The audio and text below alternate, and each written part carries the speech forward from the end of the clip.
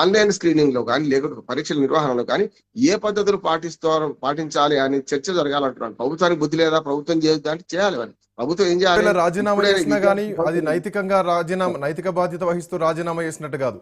గతంలో ఐపీఎల్ కానీ లేదంటే టూరిస్ట్ స్కామ్ సంబంధించినటువంటి కుంభకోణంలో కానీ, సో వీటి విషయంలో బోఫోర్స్ వివాదంలో జరిగినటువంటి విషయంలో కానీ, వాటి విషయంలో జరిగినటువంటి ఒత్తిళ్లకు చేసినటువంటి రాజీనామాల కిందకి వస్తుంది తప్ప నైతిక బాధ్యత కింద వహించి రాజీనామా చేసినట్టయితే కాదు. బట్ ఇప్పుడు ప్రభుత్వం నుంచి ఎట్లాంటి రియాక్షన్స్ మనం చూడొచ్చు. సో ప్రభుత్వం ఏం అంటే ఇప్పటికే కొంతమంది మాట్లాడుతున్నారు, ప్రకాష్ రాజ్ లాంటి వాళ్ళు కానీ, శశి థరూర్ లాంటి వాళ్ళు కానీ మేము కూడా మద్దతు ఇస్తున్నాం అని మాట్లాడుతున్నారు. సార్ ఆర్థికపరమైనటువంటి అంశాలు సెకండరీ థింగ్. వాళ్ళు అంటున్నారు మాకు పోస్టర్లకు 200 రూపాయల ఖర్చు ఉంటే చాలు, ఎవరు ఖర్చులు పెట్టుకొని వాళ్ళు రావచ్చు, అంటే వాళ్ళు వాళ్ళ మనస్ఫూర్తిగా రావచ్చు అని చెప్పేసి వాళ్ళు ఇప్పటికే అంటున్నారు. ప్రభుత్వం నుంచి ఎట్లాంటి రియాక్షన్ ఎక్స్పెక్ట్ చేయొచ్చు? ప్రభుత్వం నుంచి ఎంత తక్కువ ప్రతిబంధకం ఉంటే అది మంచిది అంటారు. ప్రభుత్వం నాకు అలా ఏంటంటే ఎప్పుడైనా ఒక స్ప్రింగ్ ను వచ్చితే పైకి ఇంకా లేస్తుంది కదా. మొన్ననే అసలు వాళ్ళ వెబ్సైట్ రద్దు చేయడమే తప్పు అంటున్నాను, బ్యాన్ చేయడం తప్పు అంటున్నాను నేను. దానివల్ల ఏమైంది, ఇంకా ఇప్పుడు గతంలో వెనకట చందమామ కథ చదువుకునే వాళ్ళం శ్రీకాంత్. మనం ఏమనంటే ఉత్తరం దిక్కు పోవద్దు బిడ్డ అని అంటే యువరాజు అటువైపు పోయి పెళ్ళని చేసుకునేసేవాడు, లేకపోతే చచ్చి పోయేవాడు. ఏదో జరిగేది కదా. ఇప్పుడు ఏదైతే వద్దంటో చేయబుద్ది, వలాయించి చేయబుద్ది, వద్దన్న మాట వలాయించి చేయబుద్ది. మీరు ఎప్పుడైతే ప్రభుత్వం దీని మీద నిరసనను అణచివేసే ప్రయత్నం చేస్తే కష్టం అంటున్నాడు. మంచి చెడ్డో ఇవాళ ఈ నిరసనకు అనుమతించినట్టే లెక్క, వద్దన్న వచ్చి కూర్చుంటున్నారు కనుక శాంతియుతంగా చేస్తున్నారు. రెండు నేను అభినందిస్తున్నాను కాంగ్రెస్ జనతా పార్టీని. ఉద్యమ రూపాన్ని శాంతియుతంగా చేద్దాం అనుకోండి, నెంబర్ 1. రెండోది, పోలీసులు వస్తే వాళ్ళ పూల బొకే ఇచ్చే, లేకుండా పూల ఒక చిన్న గులాబీ పువ్వు ఇచ్చి వాళ్ళకు అదే శాంతియుతంగా నిరసన వ్యక్తం చేద్దాం అనుకుంటున్నారు. కూర్చొని వ్యక్తం చేస్తే తప్పు లేదు అంటున్నారు. ఒకనాడు బ్రిటిష్ వాళ్ళ మీద మనం ఏదైతే ఉద్యమ రూపాన్ని తీసుకున్నా అది ఇప్పుడు అవసరం లేదు. నిజంగానే జంతర్ మంతర్ ఒక ధర్నాకు అవసరమైన ప్లేస్, అక్కడే గుమిగూడుతున్నారు. అయితే ఇంత అవాంఛనీయ శక్తులు ప్రవేశించకుండా చూసుకోవాల్సిన బాధ్యత ఉద్యమకారుంది. ప్రవేశిస్తాయి అవాంఛనీయ శక్తులు అంటే 2 ఉంటాయి. ఒకటేమో అక్కడ గలాడ సృష్టించి ఫైరింగ్ కో లేకుండా లాఠీ చార్జికో కారణమై వాళ్ళు ఉంటారు. వాటిని మనం నివారించడం ఒక అభిజిత్ చేతిలో లేకుండా విద్యార్థులు గుమిగూడిన విద్యార్థుల చేతిలో ఉండదు. ఇప్పుడు మొదటి రాయి పోలీసుల మీద విసిరేవాడు ఎవడో ఉంటాడు. అసలు యాక్చువల్ గా అది బీజేపీ వాడు కావచ్చు, కాంగ్రెస్ కావచ్చు, ఈ ప్రతిపక్షాల నుంచి ఎవడైనా కావచ్చు. ఆ 2 జరుగుతాయి అంట. అసలు అధికార పక్షం కూడా ఆ పని చేయొచ్చు అంట, పోలీసుల మీద రాయి విసిరే పని.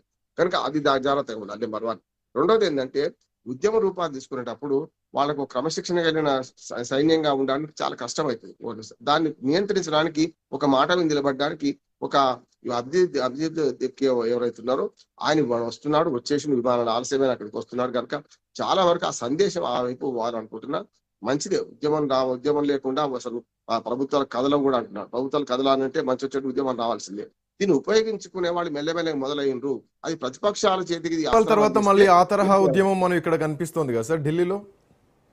అవును, అదే అందుకని మనం లోక్పాల్ తరహా ఉద్యమం కనపడి, లోక్పాల్ అనేది చాలా కొంచెం అకాడమిక్. అది అంటే లోక్పాల్ అంటే ఏమిటిది, లోకాయుక్తకు లోక్పాల్ గెలవడం కూడా మాట్లాడిండు. కానీ అన్నా హజార్ అట్లా చేయలే.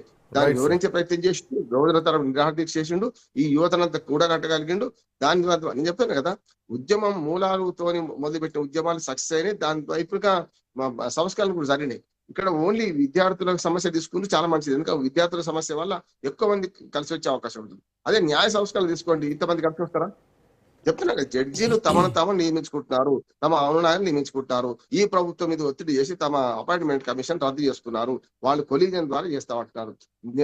అక్కడ అవినీతి ఉండడానికి కారణం ఏంటి?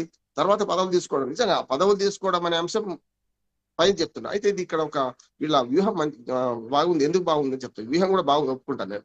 అంటే పై ఉపరితల అంశం తీసుకుని పుండు కనపడుతుంది, క్యాన్సర్ మూలాలు కనపడాయి అందరి ప్రజలకు. పుండును చూపెట్టి క్యాన్సర్ ఇది జరుగుతుంది, దీని వల్ల తప్పు అవుతుంది అంటున్నారు. అందుకనే జడ్జీలు ఏదైతే రాజ్యసభ సభ్యత్వం కావచ్చు, లేకుండా తర్వాత మంత్రులు చేయడం కానీ ఇటువంటి తప్పు అంటున్నాడు. ప్రధాన న్యాయమూర్తి పనిచేసిన ఆయన పోయి ఎంపీ కూర్చుంటే రేపు ఆ విలువ ఎట్లుంటది? అందుకని చట్టంలో కొన్ని మార్పులు తీసుకురావాలి. అట్లానే మీరు ఎలక్షన్ కమిషన్ గురించి కూడా వీళ్ళు మాట్లాడుతున్నారు. దానికి బేస్లెస్ అంటున్నారు. ఎలక్షన్ కమిషన్ మాట్లాడేటప్పుడు ఉపా చట్టం దేనికోసం వచ్చింది?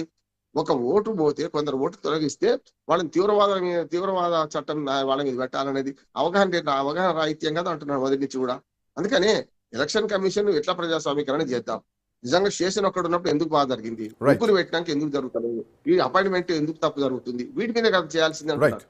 కానీ ఉద్యమాన్ని ఆహ్వానిస్తున్నాను, ఉద్యమ రూపాలను ఆహ్వానిస్తున్నాను. కానీ ఉద్యమాన్ని కీలకంగా ప్రతిపక్షాల చేతిలో పెడితే రేపొద్దున ఒక బీజేపీ వ్యతిరేకంగానే ఒక ఉద్యమం మొదలైంది అనుకోండి, ఆటోమేటిక్ ఏమైందంటే ఇప్పుడు రైట్. బీజేపీ శక్తులు వ్యతిరేక ఉద్యమం చేస్తాయి. Of కానీ course, చాలా బ్యాలెన్స్ గా తీగ మీద నడకలాగా పోవాల్సిన అవసరం ఉందని నేను యువత విజ్ఞప్తిస్తున్న. ఆవేశంగా ఆలోచనతో ముందుకు పోతే బాగుంటుంది అంటున్నాను. థ్యాంక్ యూ రామ్మోహన్ రావు గారు, థ్యాంక్స్ ఫర్ జాయినింగ్. సో మొత్తానికి ఆవేశం కాకుండా ఆలోచన పరంగానే సిజేపీ అడుగులు వేస్తున్నట్టు